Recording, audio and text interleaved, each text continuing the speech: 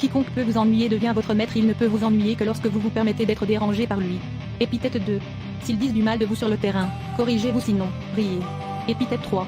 Essayez de nettoyer le récipient avant d'y jeter quoi que ce soit, c'est-à-dire, avant de prêcher la vertu, réformez vos voix. Épithète 4. Que gagneriez-vous à insulter une pierre qui est incapable de vous entendre? Eh bien, imitez la pierre et n'écoutez pas les insultes que vos ennemis vous adressent. Épithète 5. Ne vous dites jamais philosophe, ni ne parlez de maximes en présence des ignorants, mais agissez selon ces maximes. Donc, lors d'un banquet, n'enseignez pas à manger, mais mangez bien. Épithète 6. Si quelqu'un boit beaucoup de vin, vous ne devriez pas dire « c'est une erreur ». Vous feriez mieux de dire « il a bu beaucoup de vin ». Avant de connaître la raison pour laquelle quelqu'un a agi de cette façon, comment pouvez-vous savoir si quelqu'un a fait du bien ou du mal? Et ce n'est qu'ainsi que vous ne risquerez pas de porter de faux jugements. Signe de celui qui évolue, il n'insulte personne, ne loue personne, ne plaint personne, n'accuse personne, ne dit rien de lui-même comme d'une chose importante et ne prétend jamais rien savoir. Lorsqu'il est embarrassé et contrasté, seul lui-même est responsable. Épithète 9. Les moutons ne montreront pas aux bergers ce qu'ils ont mangé, au contraire, une fois le pâturage bien digéré, ils leur donnent de la laine et du lait.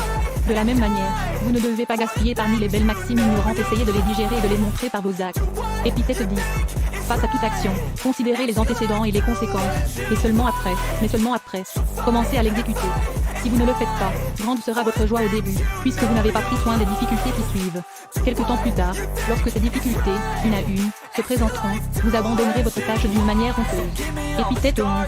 Rien de grand n'est créé soudainement. Épithète 12. Si vous n'avez aucun désir d'être frustré dans vos désirs, ne désirez que ce qui dépend de vous. Épithète 13. Si le problème a une solution, nous ne devrions pas nous en soucier. Et s'il n'y a pas de solution, il ne sert à rien de s'inquiéter. Épithète 14. Tout comme il y a un art de bien parler, il y a un art de bien écouter. Épithète 15. Le sage ne doit pas s'abstenir de participer au gouvernement de l'État, car c'est un crime de renoncer à être utile aux nécessiteux et une lâcheté de céder la place aux indignes. 1. Permettez d'être dérangé par lui. Épithète 2. S'ils disent du mal de vous sur le terrain, corrigez-vous sinon, riez. Épithète 3. Essayez de nettoyer le récipient avant d'y jeter quoi que ce soit, c'est-à-dire, avant de prêcher la vertu, réformez vos voix. Épithète 4.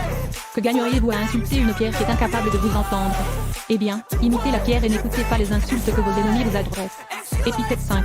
Ne vous dites jamais philosophe, ni ne parlez de maximes en présence des ignorants, mais agissez selon ces maximes. Donc, lors d'un banquet, n'enseignez pas à manger, mais mangez bien. Épithète 6. Si quelqu'un boit beaucoup de vin, vous ne devriez pas dire « c'est une erreur ». Vous feriez mieux de dire « il a bu beaucoup de vin ». Avant de connaître la raison pour laquelle quelqu'un a agi de cette façon, comment pouvez-vous savoir si quelqu'un a fait du bien ou du mal? Et ce n'est qu'ainsi que vous ne risquerez pas de porter de faux jugements. Épithète 7. Le sage est celui qui n'est pas attristé par les choses qu'il n'a pas, mais se réjouit de celles qu'il a. Épithète 8. Signe de celui qui évolue, il n'insulte personne, ne loue personne, ne plaint personne, savoir. Lorsqu'il est embarrassé et contrasté, seul lui-même est responsable. Épithète 9. Les moutons ne montreront pas aux bergers ce qu'ils ont mangé, au contraire, une fois le pâturage bien digéré, ils leur donnent de la laine et du lait. Digérer et de les montrer par vos actes. Épithète 10. Face à toute action, considérez les antécédents et les conséquences, et seulement après, mais seulement après, commencez à l'exécuter. Si vous ne le faites pas, grande sera votre joie au début, puisque vous n'avez pas pris soin des difficultés qui suivent.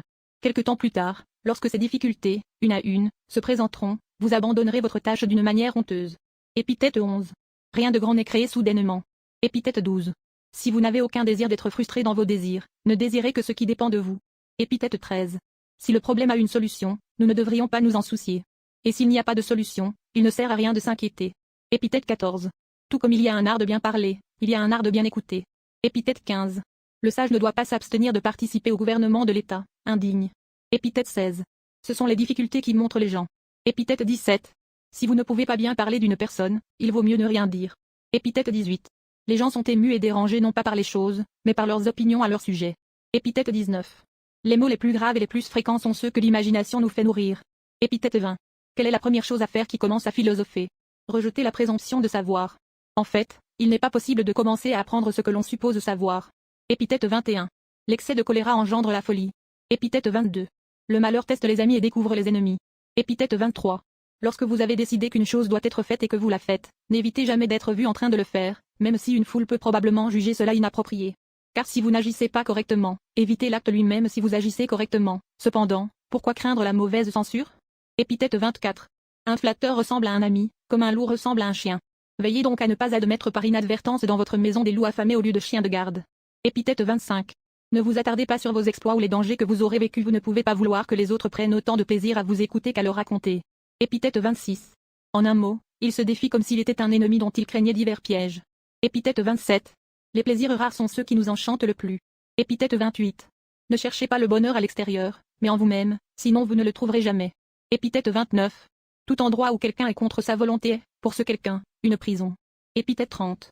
Il n'est pas nécessaire d'avoir peur de la pauvreté, de l'exil, de la prison ou de la mort. Ce dont il faut avoir peur, c'est la peur elle-même.